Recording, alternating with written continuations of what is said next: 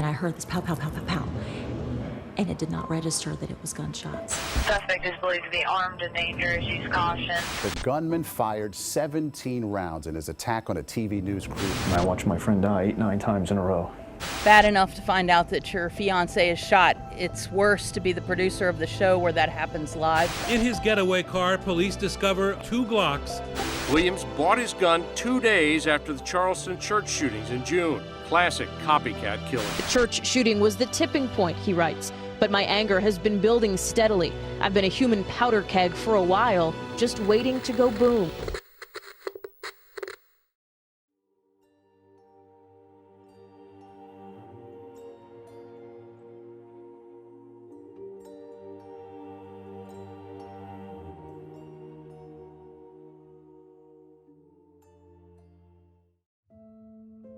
On the morning of August 26, 2015, news reporter Alison Parker and photojournalist Adam Ward, both employees of CBS affiliate WDBJ in Roanoke, Virginia, would become a part of one of the most traumatizing homicides in criminal history that was captured on live television. The two were heading to Moneta's Bridgewater Plaza near Smith Mountain Lake for a live interview with the executive director of the local Chamber of Commerce, Vicki Gardner.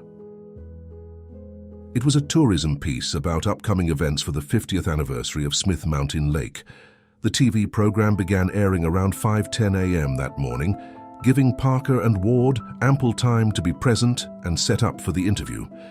The issue that arose with this was that if someone, like say an attacker, wanted to exact some kind of delusional revenge on the news crew, he would have enough time to be made aware of where the program was located that morning and make his way there. A hypothetical scenario. But what were the odds that scenario was about to come true that very morning? That is a 2-hour program, and it is conceivable that if someone saw their first hit on the air, which was probably about 5:10, they could get from wherever they were to Smith Mountain Lake. And with that program continuing on for another good, hour and 50 minutes, they could get to where they were by the time the shooting happened. The clock was ticking and the time to air for that interview segment was soon approaching. Around the same time, a 41-year-old man named Vester Lee Flanagan was preparing to carry out a plan that could only be described as evil. 3.5 years prior, in March 2012, he was hired as a reporter at the same media company as Parker and Ward. Unbeknownst to then General Manager Jeffrey Marks, Flanagan sent in his application under the alias Bryce Williams, which might seem like nothing, but for someone wanting to hide a tainted past, it means everything. Now, with a new name, Bryce Williams, shielding his past from news station WDBJ. Vester Flanagan was employed by WDBJ-7 as a reporter between March 2012 and February 2013. He applied for the position using the air name of Bryce Williams. As part of WDBJ-7's standard policy and protocol for background checks, we received only positive references. He filled out the application as Vester Flanagan, but the people who were hiring him were looking at his resume, looking at his history as Bryce Williams. So as Bryce Williams, he had a relatively clean history. It didn't take long before the true nature of Flanagan reared its head when he began getting into repeated altercations with co-workers. Early on, there started to be issues reported, conflicts between he and his co-workers. It was one after another. Flanagan began to complain about harassment in the Roanoke newsroom. His trouble with the station seemed to be mounting. There was a series of complaints that he was just not behaving in a professional manner. We've seen patterns of aggression coming from him, but no one kind of acted on it. His behavior escalated to the point where police intervention was necessary to remove him from the premises of the work establishment, as they grew tired of his underperformance and aggressive nature. As a result, he was fired in February 2013. Even a week later, off-duty officers were called to guard the compound to ensure Flanagan didn't retaliate on any employee. Investor Flanagan was difficult to work with. There were confrontations with photographers. There were some negative interactions there, and his performance reviews showed that. We're also learning more about the day that he was dismissed from the TV station about 2 years ago, taking it so badly that apparently police had to be called. Station employees called 911. Flanagan apparently had to be lifted out of his chair by management, and off-duty police officers were called to the station to monitor the property the weekend after the firing. Employees were told to call 911 if they ever saw Flanagan approach the station again. We had police, we had guards kind of have our secure staff just kind of make us feel safe in our station. On the day he was fired, he handed a wooden cross to the news director with a threat insinuating that something tragic was about to happen to him. He was fired in early 2013 and escorted from the station by police. He slammed his fist down on the table and threw a wooden cross at me and said, "You're going to need these." Approximately 2 years later, on the morning of Parker and Ward's interview, Flanagan was about to make good on his promise. The time is around 6 a.m. Alison Parker and Adam Ward are present at the interview location preparing for their segment. By this time, Flanagan nearly arrives at the plaza with a mind broken and over the edge. Their paths are about to cross, creating the perfect disaster that would traumatize every eye tuned into the live interview. Parker and Ward, on the other hand, are smiling and engrossed in conversation with Vicky Gardner, neither of them none the wiser of Flanagan's diabolical scheme. At 6:43 a.m., news anchor Kimberly McBroom introduces them live on air as the view switches to their location. DBJ7 Mornings, Alison Parker is live in Bedford County to show us how the lake has grown over the years. Good morning, Alison. Good morning, Kim. It's grown in so many ways. 6:43 a.m., Alison begins interviewing local official Vicky Gardner. Unbeknownst to them, a predator was lurking. Flanagan arrives at their location, parks his vehicle, and gets a hold of his Glock pistol. He then proceeds to the location of the interview, slowly creeping up as to not set off any alarms in their minds. Parker and Ward are faced in the direction of Vicky Gardner. However, from how Gardner is angled, she glimpses Flanagan from the corner of her eyes. But focused on the interview, she doesn't pay any mind to him at first. You noticed him while you were live. That was the first time you noticed him? Mm-hmm. Mm-hmm. That was it. And just where was he when you first noticed him? Was he straight ahead from you, or? I was, again, he was just kind of coming down the walkway next to the rail. And I just saw movement. You know, you were paying attention to the camera, and you have the peripheral, and that's what I saw. Flanagan, being the sick person he is documenting the entire ordeal and posting it to his social media for everyone to see. From his perspective, the tense situation slowly unfolds as he creeps closer and closer, almost prompting you to scream to alert Parker and Ward through the screen. 2 seconds later, Flanagan's arm can be seen lifting what appears to be a firearm before lowering it back down. By the time Vicky Gardner notices what Flanagan has in his hand, it's too late, and the first gunshot rings off through the air, sending everyone into a moment of frozen shock before a string of shots follow. He basically came up behind, we're talking, and you know, again, it was a tiny bit of a distraction, probably more than I would even recognize, but then it was just very, very fast, and I saw movement and then gunfire, lots and lots of gunfire. And, you know, from that point, it was very chaotic. Adam Ward is struck first in the head and body, and as he plummets to the ground, a glimpse of Parker is seen trying to flee the scene, but she too is chased and fired upon. The camera also briefly captures the image of Flanagan holding a Glock 19 pistol before he gives chase to Parker. The monitor is quickly cut back on set to news anchor Kimberly McBroom, who is also in shock and fumbling to find words to speak with viewers on what was just witnessed. Okay, not sure what happened there. We will, of course, let you know as soon as we find out what those sounds were from. The news editor at the station, who is a good friend of Ward and Parker, had to stomach what just happened before his eyes. Being in the editing room, he can still see the footage from Ward's camera as it lay on the ground.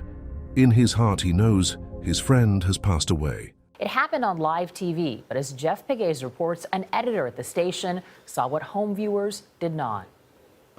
WDBJ editor Michael Episcopo was working behind the scenes when the shots were fired.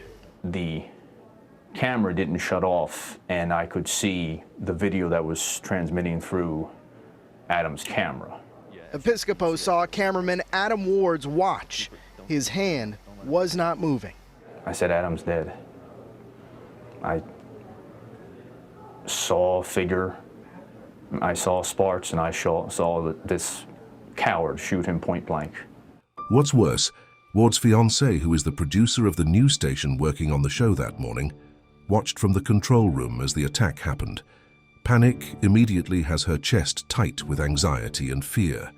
Her reaction is to rush to view the footage in the editing room, but knowing the sight isn't something she should see in her frantic state, the editor luckily blocks her path. He heard morning show producer Melissa Ott in the control room, frantically trying to reach Ward, her fiancé. It quickly became, honey, that was scary, answer me. You have to answer me.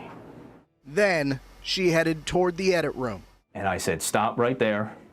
She was walking towards me, and I had still had the picture blown up of just his watch ticking. Adam's fiance is obviously in tremendous grief. It is bad enough to find out that your fiance is shot. It's worse to be the producer of the show where that happens live. Back at the interview location, Vicky Gardner, now lying there with Ward lifeless beside her, can only think of one thing to do to have even the slightest chance of surviving. Assuming Flanagan will return and aim for her head, she curls up in the fetal position and pretends to be dead. Alison fled and he chased Alison, and did you think the threat for you was over? No. I dropped to the ground, and I had not been hit. I just laid very still. I realized that Adam was down in front of me, and Alison was not to the side of me any longer. And so I'm really, and I won't say face to face because I can't say that I was looking at him. I was not trying to make eye contact. And so the only thing I could think of is play dead. And so as the fire was happening, he doesn't know who he's hitting or who he is not hitting, and I don't think. And I just fell to the ground as though I had been hit and went into fetal position because I felt as though he was going to shoot me in the head. Her quick thinking might be why she lived to tell the tale, because Flanagan did return to finish her off. With her head shielded and not moving, he instead fires into her back. According to Gardner, she believes he ran out of ammo, so he fled the scene. He did come back up and shot me in the back, and which I thought went through my spine, and thankfully, again, I have so many angels around me or something that it didn't happen that way, but and then it was very quiet. I don't know whether he tried to fire off a couple more rounds. I was just concentrating on being so still that he wouldn't shoot me again. And then it was quiet. It is my mental thought that he had run out of bullets. I think that he would have continued to shoot. In the deafening silence, Ward and Parker are both lifeless. Gardner continues to act the same. In that moment, she makes peace with herself as two things cross her mind. The bullet in her back paralyzed her, and the next one is going into her temple. 5 minutes is forever in a situation like that. It is forever when even you a don't minute. know how badly you're bleeding, and you don't know the situation of the two people next to you. Is there something that can be done for them? And you don't know if he's coming back. And you don't know if he's coming back, and you don't know if he's around the corner, and it's terror. I was laying down. I realized it was quiet and everybody was down, and I didn't know where he was. I felt as though the next shot, I knew the next shot he was just going to shoot me in the head, and it didn't fire or whatever. He shot me in the back, and I was waiting for him to shoot me in the head. When he shot me in the back, I said, I'm going to be paralyzed, darn. And then I waited, and then I said, And it goes real quick. They say, oh, your mind, world goes in front of you. And it did real fast, and I said, I'm ready. I'm ready. I didn't want it. No. But I wasn't in like an, oh my gosh. It just went through, and I said, I've had a good life. The silence continues until police and ambulance arrive to try to save her life. Flanagan is in the wind, leaving chaos in the wake of his actions and tens of thousands of viewers traumatized. Around 11:09 a.m., he posts the entire video on his now suspended Facebook and Twitter accounts, spreading the trauma even more as it took over social media. He also took aim at Parker and Ward in posts, accusing Parker of making racist comments and Ward of complaining to HR about him on the job. Parker and Ward are pronounced dead at the scene, and Gardner is in stable condition after undergoing surgery at the hospital. The hunt is now on to find the main suspect. Officers are unaware of who they are looking for, but from the small glimpse of the suspect in Ward's fallen camera, staff members make out that it is Vesta Flanagan, also known as Bryce Williams. A face he didn't recognize at first, so he asked the chief photographer to take a look. I think his exact words were, "That's a pretty big guy. You think that's Bryce?" The editor and friend of Ward is responsible for getting the tapes out to all the necessary people, including the police for investigation. This burdens him with the heartbreaking task of watching his friend's murder over and over again. Episcopo handed a copy of the tape to investigators. But I knew Adam was gone because I saw it, and I had to look at it over and over again because it was my job to give a copy to police and give a copy to us and give a copy to our legal team. And I watched my friend die 8-9 times in a row. Now armed with the suspect of the crime, police seek to find Flanagan, who already has a head start with his escape. Suspect is believed to be armed and dangerous. Use caution. Shortly before 11 a.m., his vehicle, a 2009 Ford Mustang, is found at the airport, where he switched to a Chevrolet Sonic he rented days earlier. His escape looks like a guarantee, but the police have technology on their side. Before 11, Roanoke City Police Department located Flanagan's 2009 Ford Mustang at the Roanoke Regional Airport. The Mustang has been recovered as evidence. Flanagan then left the airport in a Chevrolet Sonic that he had rented earlier in the month. During the course of the investigation, investigators were able to track the suspect as he traveled along Interstate 81, and we notified local and state law enforcement along the entire Interstate 81 corridor to assist us with a lookout for a suspect vehicle. With the automated license plate reader, they are able to locate the vehicle when a trooper flags the license plate around 11:20 a.m. This morning, when the suspect passed a trooper on a highway ramp, the ALPR snapped a picture and she began to follow him. As soon as it was entered, it did come up with a positive hit that vehicle just passed me less than 3 minutes earlier. She gives chase with the assistance of other officers, but Flanagan stamps on the gas, taking officers on a high-speed chase before his vehicle swerves off the road. A trooper approaches the vehicle to apprehend Flanagan, only to find him with a self-inflicted wound. Airlifted to the hospital in critical condition, he passed away around 1:30 p.m. The Sonic ran off the road into the median. When Trooper Neff approached the vehicle, she found Flanagan suffering from a self-inflicted gunshot wound. Flanagan was flown from the scene to Inova Fairfax Hospital, where he died at approximately 1:30 p.m. today. News of Vesta Flanagan's brutal attack floods the airwaves, leaving those who knew him in his younger days shocked by what they were hearing. From their memory, he was a multi-talented, ambitious young man who had a lot of promise in his future. What could have gone wrong for him to turn down this dark path? Those who knew Vester Lee Flanagan say he was one of the cool kids, junior prom prince, a former model. His old headshots found tacked on the fridge in his apartment, showing a young man full of ambition. His junior prom date couldn't believe the shy gentleman she once knew turned into a man capable of such evil actions. It almost feels a bit numbing because you just don't think that this would ever happen. Laura Jo says growing up, Flanagan never displayed anger problems. He actually was very friendly, always laughing. It seemed like you would always see him kind of joking around. Just kind of my heart sank. I almost felt a little sick to my stomach to know that, you know, someone that I knew, someone that I had spent time with, could do this. In seeking a search warrant for the car Flanagan was driving, Virginia State Police had to give a magistrate probable cause. Reports state that a text message he sent to a friend after the attack was used as evidence. In the text message, Flanagan made reference to having done something stupid. Conducting the search of Flanagan's vehicle, several disturbing clues are found proving that he thought out and strategized his menacing plot.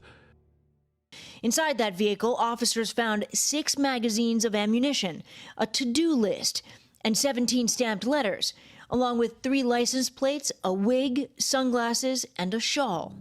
According to Mary Ellen O'Toole, a former criminal profiler with the FBI, the findings show that Flanagan planned to leave more casualties before the cops were on to his case. Thankfully, he wasn't able to carry out any more harm as planned. Mary Ellen O'Toole, a former criminal profiler with the FBI, says the evidence suggests Flanagan's killing spree may not have been over. So when the police have recovered to-do lists or notes or journals in his car, or writings, I think that becomes significant because hopefully he put in there where he intended to go.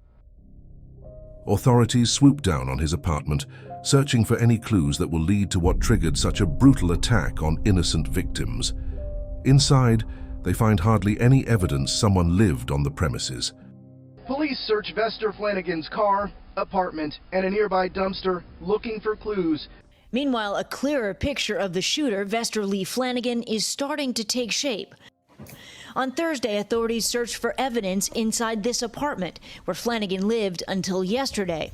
This video provided to NBC News shows a near-empty interior, aside from the refrigerator, which Flanagan covered in photos of himself.